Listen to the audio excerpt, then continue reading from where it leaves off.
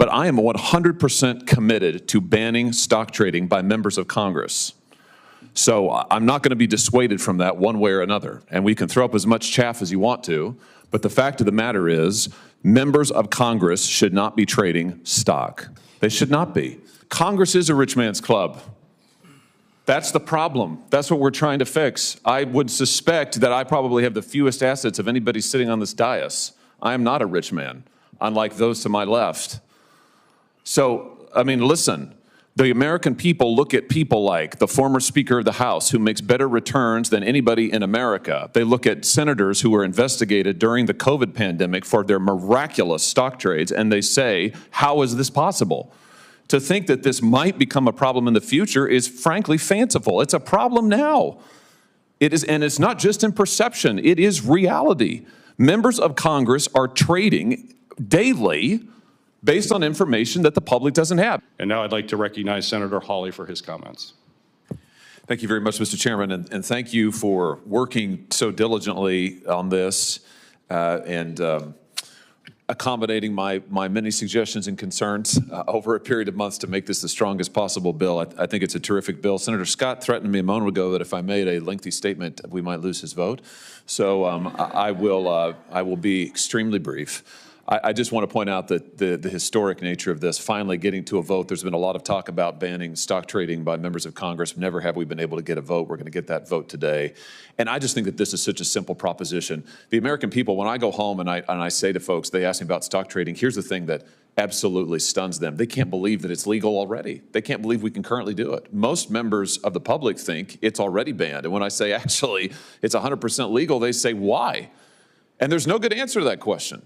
We should be here to focus on the public's business, not private gain. We shouldn't be here day trading. We shouldn't be here focusing on our stock portfolios. We should be here doing what the American people sent us to do. And that's what this bill is about. With that, I yield back, Mr. Chairman. I came in here happy to vote yes on this self-flagellation. For my own part, what I did when I ran for office, I divested myself of all my marketable securities, turned them into cash. I've been sitting on cash. And you know how much I've lost in terms of opportunity cost since that point in time. So, from my standpoint, I was able to do that. I had the capability of doing that. And I thought that'd be the honorable thing to do. My wife has since purchased an ETF, which this does exempt, and I think that's a good thing. I would caution people in terms of, I'm going to vote no now. We don't want to turn Congress into a rich man's club. I think it's already suffers from that.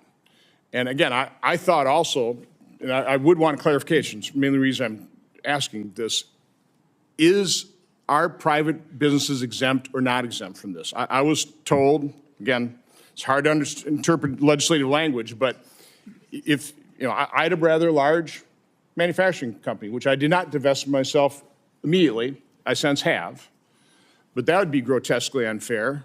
We're going to limit the number of people, by the way, qualified people. I actually want people with manufacturing experience or business experience. People who've been successful in life. I'd like to see successful people come to Congress and bring their successful skills to bear here. So, again, I agree with Senator Romney. Insider trading is already illegal. I don't know. I think there's all kinds of suspected abuse. A lot of people come into Congress and all of a sudden they're multimillionaires later. But I think we do need to exercise caution. But again, I'm primarily speaking at this point because I want clarification. Does this or does this not exempt a private company of somebody who's going to run for office or a member of Congress? I mean, all of a sudden, does that have to be divested? Because I think that'd be a travesty, quite honestly. Is there an answer to that question? The answer is that it's exempt if it's a small business as defined by the Small Business Administration. So how small is small defined by? 500 and under. 500,000. 500 employees and under is a small business. Yeah. Definitely put me down as no. So let me ask a question. So if you have 1,000 employees and you own it and it's just your private business, you have to divest of that business? Yep. Well, that's insane. I mean, who would want to do that? I mean, farms, family businesses have been going on for generations that they keep together, and sometimes families divide it by shares.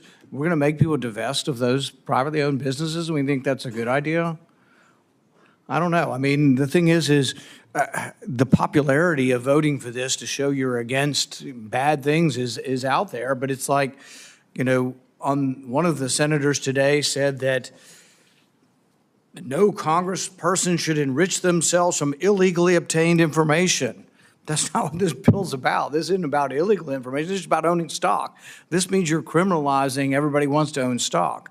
There's potentially a 27th Amendment violation in this too, with taking people's salary. That's being adjudicated before the courts currently. But to vote against this sounds like, oh gosh, you're for corruption. Nobody's for corruption. There are laws we passed, and I voted for the Stock Act a couple of years ago, and the Stock Act helped to ban or further ban what was already illegal. It has always been illegal to do insider trading for anyone, in Congress or otherwise. With the Stock Act, I understand it is, we reaffirmed that. But I do fear that we're doing this, and I'm torn between what will the perception of how this vote will be, and actually the how badly the bill is written of what it will do. And did any of the authors of the bill have a comment on whether this would require President Trump to divest? Senator Hawley, do you know what the answer to that is? Divest from what? Stocks. I don't know what the state of the president's, the former president's current portfolio is. Whoever is elected president would have multiple years to comply. But I do know there's always an excuse for why we can't do a stock trade bill. I've heard this for years. And now we're being told, oh, this was drafted hastily. That's just simply false. I mean, we've worked on this for literally years. So I would just welcome those who now suddenly have concerns. Where have you been for the last few years? And listen, I'm happy to work with you as this moves to the floor. We can always do a substitute amendment, that's fine. But I am 100% committed to banning stock trading by members of Congress. So I'm not going to be dissuaded from that one way or another. And we can throw up as much chaff as you want to, but the fact of the matter is, members of Congress should not be trading stock. They should not be. And I know that there are those on this panel who have never supported and are never going to support a stock trade ban. And that's completely fine. That's your prerogative. But let's not pretend that this is about anything other than that. That's what this is about. But what about banning of owning of your business? I got a family, I don't, but let's say I have a family business and it's got 1,000 employees and I own it. I have to divest in that? Do you think that's a good part of your bill? Is that the current, Mr. Chairman? Listen, again, I'm happy to work with anybody who has concerns on substance, who would actually like to get to a result on this and thinks it will improve it on the floor. I'm delighted to work with you on it. Can I make a suggestion which would solve this? Don't force divestiture. You run for office, you have a stock portfolio, that's it. Now you can't trade it. Okay, you can't buy more stocks and trade stocks, so you want to run for, you can hold on to your stocks. Okay? You can always divest. Okay? You can always buy an ETF. Don't force people to sell their business. Don't force them to sell stocks they already hold. Don't force divestiture. Once you're here, you can't be buying and selling. Again, I don't do it. I did divest. I turned it all into cash. Okay? So that's how I handled myself. I don't want to force what I did in everybody else, though. Not everybody's in my position. I don't want to turn Congress into rich man's club. And by the way, I certainly don't want to impose this self-flagellation on other branches of government. We can do this to ourselves. I don't think we should do it to the executive branch or the judicial branch. Can I just, Congress is a rich man's club. That's the problem. That's what we're trying to fix. I would suspect that I probably have the fewest assets of anybody sitting on this dais. I am not a rich man, unlike those to my left. So, I mean, listen, the American people look at people like the former Speaker of the House, who makes better returns than anybody in America. They look at senators who were investigated during the COVID pandemic for their miraculous stock trades, and they say, how is this possible? To think that this might become a problem in the future is frankly fanciful. It's a problem now. It is, and it's not just in perception, it is reality. Members of Congress are trading daily based on information that the public doesn't have. And now we've heard the insider trading. I understand that insider trading is banned, but let's be honest. Members of Congress get information that is technically not insider information as defined by the securities laws that is nevertheless extremely beneficial to know, and often we get it earlier than other people do. That's why senators rushed to trade stock at the beginning of the pandemic and were investigated for it. Ultimately couldn't be prosecuted because technically it wasn't a violation of the securities laws. Was it a good idea? No. Should it be happening? I submit that it should not be. So again, I just want to say to anybody who would like to support this bill but says I have concerns over technical aspects of the drafting, I hear you loud and clear, and I'm happy to work with you on that. Answering your question, former President Trump owns 114 million shares of Trump Media and Technology Group Corp., worth $3.776 billion. He would be required to divest that. All right? That would be at a massive disadvantage for him. Not to mention his other investments. Yeah, so you have Senator Johnson has proposed, what makes a lot of sense, which is to say, if you have investments, you don't have to sell them to run for office. You can't trade. But I didn't say this bill wasn't drafted quickly or hastily. I said it was drafted poorly. All right, there are a number of things the bill does which ought to be done, which I would support. But causing people that are running for office, including the President of the United States, to have to divest of all their public and private enterprise securities is simply something that's a mistake and would prevent people from running from office, including the person who's the Republican nominee for president. Senator Marshall, you're recognized for comments, and then Senator Langford, you're next. So thank you, Mr. Chairman. Certainly, I acknowledge the issue you all are describing, but I'm still going to support this bill. I think it's important enough that we get it to the next step, and hopefully the process can improve it. I would be impacted by the current legislation and have to divest myself of companies that we own prior to getting here. I agree with you completely, but I think this is so important. We need to move forward. My only wish is that we would have included spouses the moment it impacts us, because that's where it's being abused, is on spouses making some of these trades. When you have hundreds of thousands of people following a spouse's member of Congress through a Twitter feed, obviously there is a problem. So I'm ready to move forward with it. Appreciate everyone's efforts on this, and yes, it's got to be amended going forward. Thank you. Thank you, Senator Langford. Thank you, Mr. Chairman. As a person who's sitting to the left of Senator Hawley, we should put our bank accounts side by side and do some comparisons on it. As a former youth pastor, let me just ask a couple of questions on this. Senator Marshall, I think committee is the place to be able to hammer this out rather than between committee and the floor. Committees are designed to be able to have this kind of conversation to be able to figure it out. And my concern is this gives the perception of members of Congress are no longer trading, wink, wink, nod, nod, unless it's an ETF, unless it's a mutual fund, unless it's other things.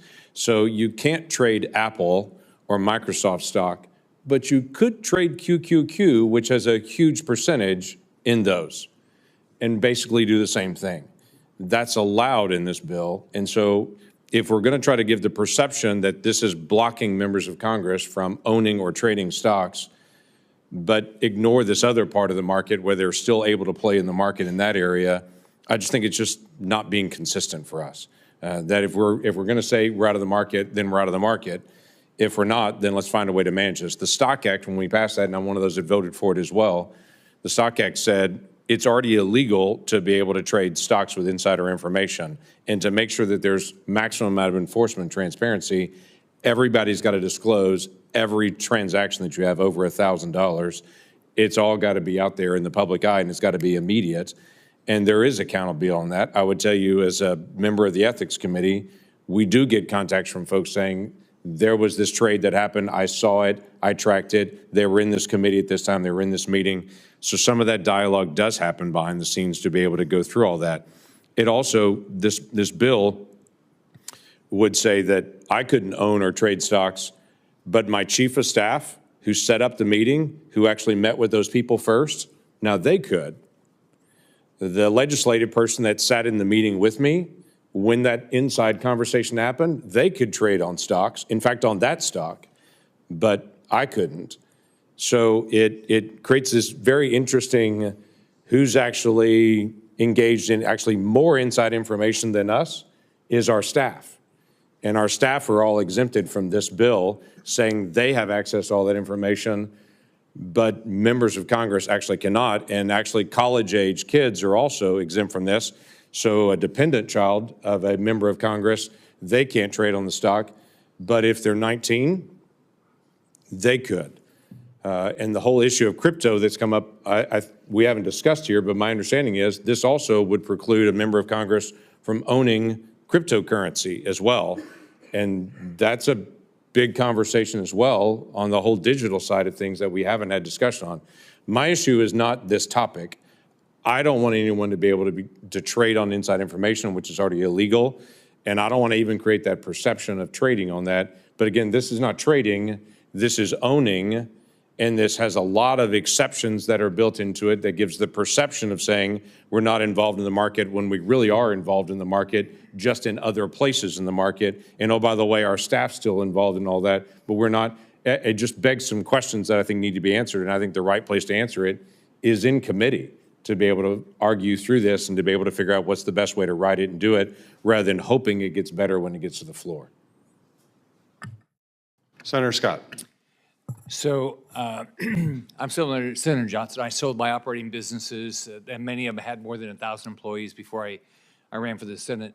So, but it does make sense. I don't know. We don't want people to do any insider trading, but is there ability to amend the bill now to just say that it's not going to apply to what you own when you come into the Senate or whatever job there is? Because that might alleviate a lot of the concerns.